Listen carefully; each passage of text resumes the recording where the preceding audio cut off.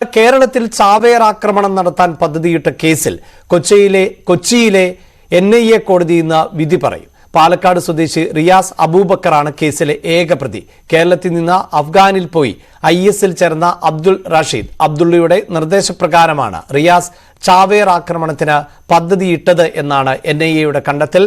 നവമി ദിനേശ് ചേരുന്നുണ്ട്. നവമി, ഇതിൽ വാദപ്രതിവാദങ്ങളൊക്കെ പൂർത്തിയായ പശ്ചാത്തലം ഉണ്ട്. എന്തൊക്കെ വാദങ്ങൾ ആയിരുന്നു പ്രധാനമായും NIA കോടതിയിൽ ഉന്നയിച്ചത്? ഏത് തരത്തിലുള്ള ശിക്ഷ ആണ് NIA കോടതിയോട് ആവശ്യപ്പെടുന്നത്?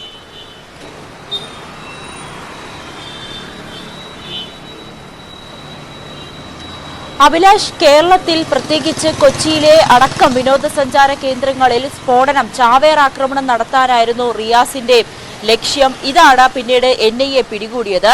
2019-ലാണ് NIA റിയാസിനെ പിടികൂടുന്നത്. 2016-ൽ കാസർഗോഡ് നിന്നും 10 യുവാക്കളെ കാണാനില്ല എന്ന ഒരു പരാതിയുടെ അടിസ്ഥാനത്തിൽ നടത്തിയ അന്വേഷണത്തിലായിരുന്നു റിയാസിലേക്ക് എത്തി നിന്നത്. ആ സമയത്ത് തന്നെ റിയാസ് ശ്രീലങ്കൻ സ്ഫോടനത്തിലെ മുഖ്യ ആസൂത്രകനായിരുന്ന സഹ്റാൻ ആഷ്മിയുടെ ആരാധകനും അയാളുടെ പ്രഭാഷണങ്ങൾ പ്രചരിപ്പിക്കുകയും ഒക്കെ ചെയ്തിരുന്നു. ഇതുവഴിയായിരുന്നു റിയാസ് കേരളത്തിലടക്കം IS-ന്റെ പ്രചാരണങ്ങൾ നടത്തിയത്.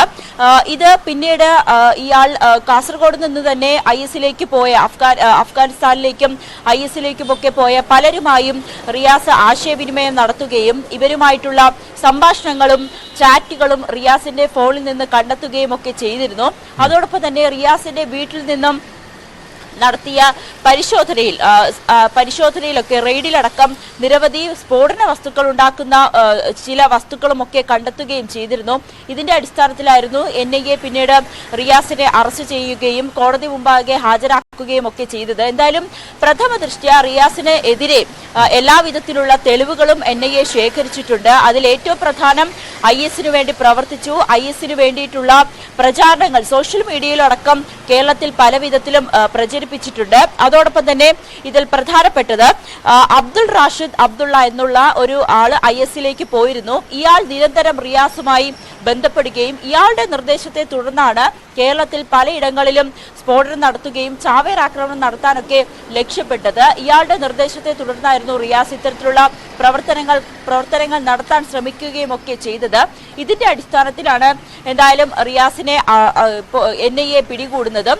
എന്തായാലും NIA-യുടെ ഭാഗത്തു നിന്നും റിയാസിനെതിരെ എല്ലാവിധത്തിലുള്ള തെളിവുകളും ശേഖരിച്ചിട്ടുണ്ട്. ഇനി ഏത് വിധത്തിലായിരിക്കും കോടതി ഇന്ന് റിയാസിനുള്ളൊരു ശിക്ഷ വിധിക്കുക എന്നതാണ് ഇന്ന് നോക്കിക്കാണേണ്ടത്. 11 മണിക്കാണ് NIA കോടതി വിധി പറയുക. റിയാസിനെ ഇന്ന് കോടതിയിൽ ഹാജരാക്കുകയും ചെയ്യും.